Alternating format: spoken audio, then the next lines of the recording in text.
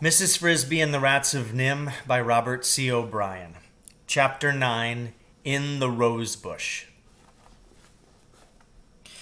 When Mrs. Frisby got home, Teresa, Martin, and Cynthia were eating supper, as she had told them to do if it got dark before she returned.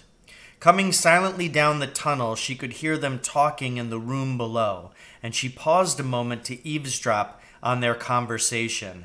Obviously, Cynthia had been worrying, and Teresa was reassuring her. "She couldn't have got back sooner than this, Cinny. Don't you remember? The crow said it was a mile to the tree. It might even be farther." "Yes, but crows fly so fast." "But if he went 2 miles high," that was Martin, "it would be 3 miles altogether." "6, said Teresa. 2 up, 2 down, and 1 to get there and 1 to get back." "That's right. No wonder she isn't back yet." "But what about the owl? You know how owls are." "It was still light when they got there. He couldn't see." "But it's dark now," said Cynthia. "Oh, I wish she'd come back. I'm scared." "Not so loud," Teresa said. "Timothy will hear."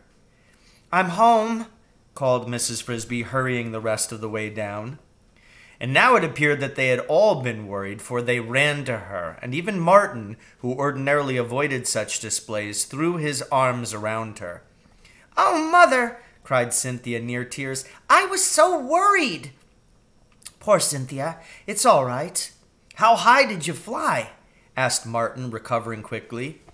"High enough so the trees look like bushes, and the garden a postcard, and the river like a snake." "Did you see the owl? What did he say?" "I saw him. Later I'll tell you about it. First I want to see Timothy. How is he? Why didn't you move his bed out here?" Teresa said, "I wanted to, but he said he'd rather stay in the bedroom. I think he's feeling worse again." But when Mrs. Frisby went to see him, she found him sitting up, and his forehead felt not at all feverish. "I'm all right," he said. "I stayed in here because I wanted to think about something." "Think about what?" "About moving day." "Moving day? But why? What about it?" Had he, after all, overheard her talking to the others? Heard about her flight to the owl? But no, he was explaining. "I haven't been outdoors since I got sick, so I don't know what it's like. I mean, the weather. But today, this afternoon, I noticed something." "What was that?" A smell in the air. A warm, wet smell. If you sniff, you can still smell it, though it's not so strong now." Mrs. Frisby had noticed this, of course, both indoors and out. "It's the smell of the frost melting," Timothy went on. "I remember it from last year, and after that, it wasn't long until we moved. Mother, when are we going to move this year?" "Oh, not for a long time yet." Mrs. Frisby tried to sound as casual as she could. "It's still much too cold, too early to think about it." "I have to think about it," said Timothy. He sounded serious but calm and unworried.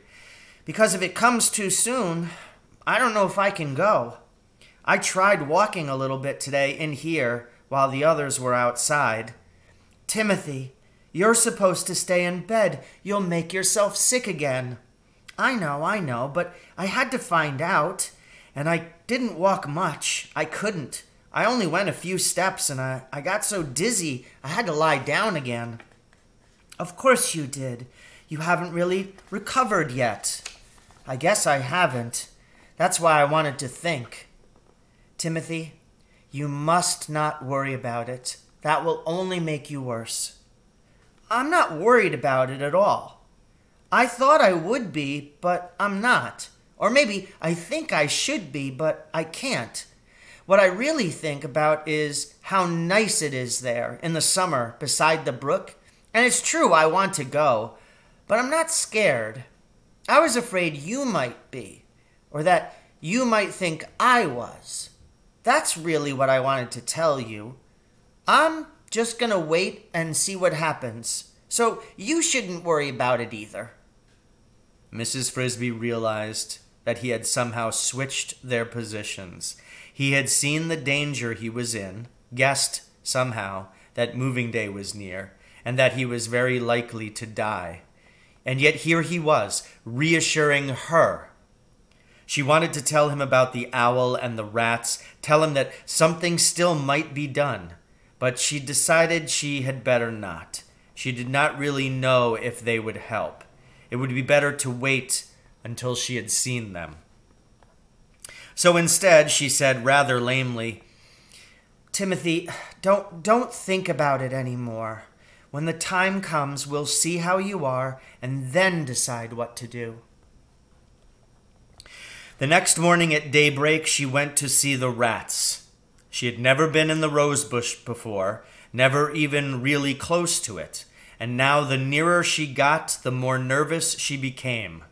No one had ever told her, nor, as far as she knew, told any of the other animals to keep away from it.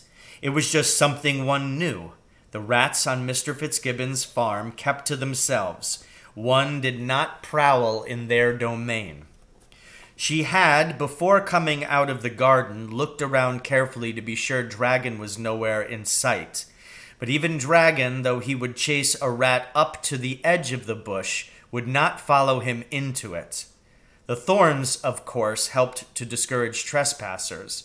Mrs. Frisby had never realized until that moment, standing next to it, how very big the bush was, how dense, how incredibly thorny. It was bigger than the tractor shed, and its branches were so densely intertwined that, as small as she was, Mrs. Frisby could find no easy way to crawl into it, though she walked all the way around it looking. She remembered approximately where she had seen the rats go in, and she studied that part of the bush carefully. How had they done it?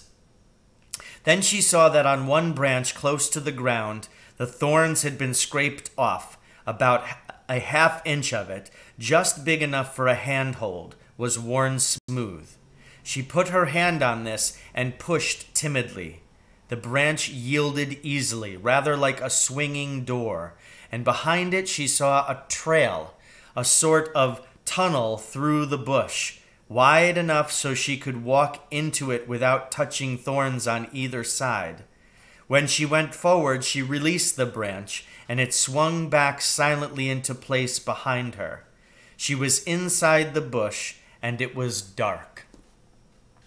She walked forward, peering into the dimness and following the small trail which wound in a curving course toward the center of the bush, its earthen floor packed firm by the pressure of small feet. Then, straight ahead of her, she saw the entrance. She had expected, what? A round hole in the dirt, most likely, but certainly nothing like what she saw. First, a sizable clearing, about 5 feet across, had been cut from the center of the bush.